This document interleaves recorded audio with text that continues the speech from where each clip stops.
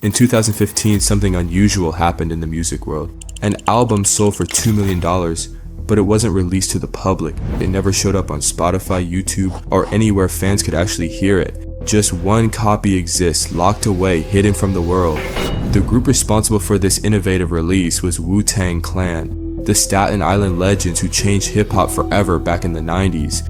Their project, Once Upon a Time in Shaolin, would become the most controversial and expensive album in history.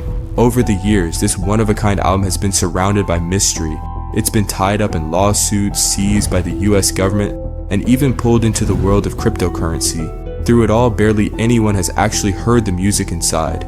Today we're going to unpack the wild, almost unbelievable story behind Once Upon a Time in Shaolin. How a secret Wu-Tang album turned into a $4 million artifact, a symbol of power, controversy, and the never-ending battle over what art is really worth in today's world.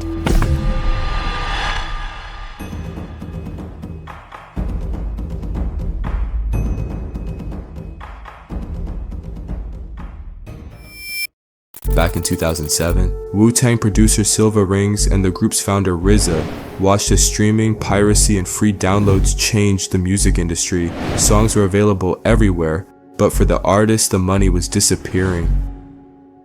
Together, they came up with an idea that was supposed to flip the music business on its head. Instead of releasing their next album to the masses, they'd create one copy.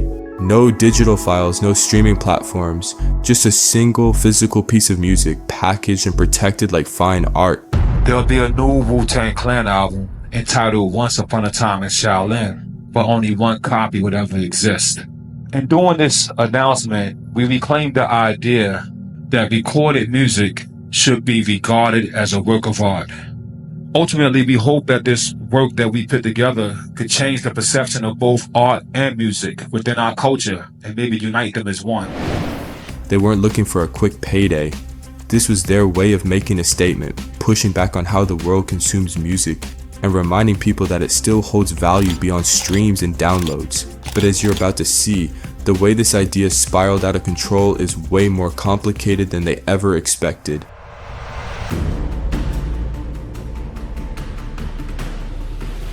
The project took 6 years to complete. Recording sessions were kept secret, scattered across locations like New York and Morocco. Even the Wu-Tang members themselves didn't always know the full picture. Some were sent fake beats just to keep the real sessions under wraps. 2 discs were carefully enclosed in a hand-carved silver case designed by a Moroccan artist, wrapped in luxurious black leather, a 174-page manuscript packed with handwritten lyrics, production notes, and the story behind the album. High-end speakers valued at $55,000 were included to make sure the music could be heard exactly the way RZA and Silva Rings intended. And this wasn't just some experimental side project. The album boasted 31 tracks, spanning over 2 hours of music, with features from legends like Cher, Game of Thrones actress Carice Van Houten, and even the whole original Wu-Tang lineup. To make sure no unauthorized copies existed, the master files were permanently deleted. Inside Wu-Tang, not everyone was sold on the plan. Method Man, one of the group's most recognizable voices, openly criticized the project. He believed the Secrecy went against the spirit of the group and called the entire rollout gimmicky. F that album. F it. If that's what they're doing, F it. I'm tired of the gimmicks. And when somebody, it's never us coming with the gimmicks. It's always somebody on the outside, a Wu guy or somebody like that coming with some crap that's just so gimmicky. It's like, it makes you scratch your head and say, why Wu-Tang? When it's not Wu-Tang. It's just one individual thinking he knows what's best and just doing weird stuff, man. Others, like Ghostface Killah, expressed frustration with how little they were told and how the project was handled behind closed doors. Some verses had been recorded for other purposes only to be repurposed for this exclusive album without clear communication. The situation highlighted growing tensions between the artists, their vision, and the evolving business of music. But as those tensions grew, someone outside of Wu-Tang was quietly making moves, and when they entered the story, everything changed. In 2015, the album was quietly auctioned through Paddle 8, a high-end art auction house. The winning bid came from Martin Shkreli, a pharmaceutical executive already infamous for jacking up the price of life-saving medication. Shkreli's involvement turned the album's story from art experiment to a full-blown media spectacle. The fans were outraged as Secrecy bragged about his purchase, hinted at destroying the album, and teased brief clips online. But there was one catch. Even though he owned the album, Secrecy wasn't allowed to commercialize it for 88 years. That rule was baked into the original sale. No streaming, no releasing, no profiting from the music until the year 2103. The project that was meant to showcase the value of music became wrapped in controversy. It became a symbol of greed, power, and exclusivity. But as wild as all that sounds, the craziest part of the story was still to come.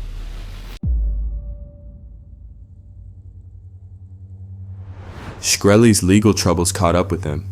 In 2018, he was convicted of securities fraud and sentenced to prison. The drug company CEO who raised the price of a life-saving pill by more than 5,000% has been arrested. Federal officials confirmed to CBS News that Martin Shkreli faces charges of securities fraud. Shkreli allegedly took stock from his previous company to pay off unrelated business debts. The US government seized his assets, including the legendary Wu-Tang album. For a time, the album's fate was uncertain, but in 2021, it found a new owner, Pleaser DAO. They were a digital art collective known for collecting rare, culturally significant assets. They paid $4 million to acquire it from the government. Pleaser DAO presented themselves as the antidote to Secrecy, a group determined to preserve the album's message while exploring how art, ownership, and technology intersect. They even took legal action against Secrecy after he allegedly made unauthorized copies of the album and live-streamed it on YouTube. Secrecy has, since his May 2022 release from prison, told fans on live streams and social media platform X that he kept and had shared the album, once saying, "I was playing it on YouTube the other night, even though somebody paid $4 million for it." Even after all this, Once Upon a Time in Shaolin remains largely unheard. Those who have attended private listening events describe it as a return to Wu-Tang's roots, raw, gritty, and soulful. Pleaser DAO has also hosted a series of private listening events, giving select fans and music lovers the rare chance to experience Once Upon a Time in Shaolin, but with a twist. True to the album's mystique and the group's love for blending culture with tech nostalgia, the album isn't played off high-end streaming platforms or luxury sound systems. Instead, it's spun on an original Sony PlayStation. There's something poetic about it, a Pleaser DAO member explained. Secrecy locked it away for his ego. We're playing it on the same console millions of us grew up with. It's raw, it's nostalgic, and it brings the music back to the people. The album is played on a PlayStation because of its unique sound drivers. The PS1 uses specific audio hardware and compression methods that color the sound in a very particular way, giving tracks a warm, gritty, almost analog feel that modern high-end players don't replicate. But there's another reason the album is played on a PlayStation 1, and it's a subtle nod only real Wu-Tang fans will catch. Back in 1999, the group released Wu-Tang, Shaolin Style, a fighting game for the PS1 that cemented their place not just in music but in gaming culture too.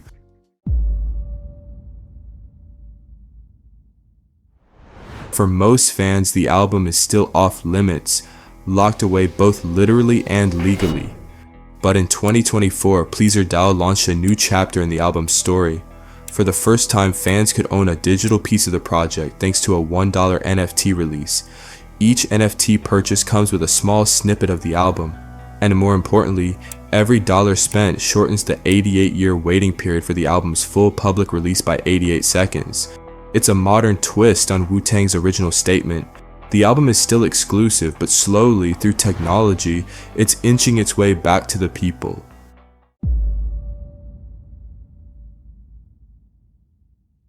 Once Upon a Time in Shaolin was supposed to challenge how we value music in the streaming era. The concept was ambitious, but the way it played out told a different story.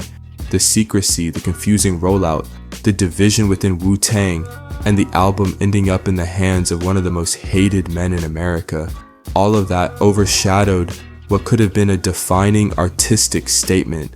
A project designed to elevate music to the level of fine art got tangled in ego, money, and controversy. Despite its flaws, the conversation it sparked hasn't disappeared. Scarcity, exclusivity, ownership. Those ideas are only becoming more relevant.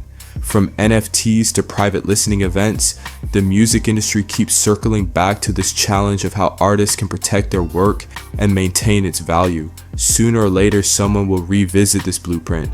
The same desire to protect music as art is still out there, but next time with better planning, real transparency, and more respect for the artists and the fans.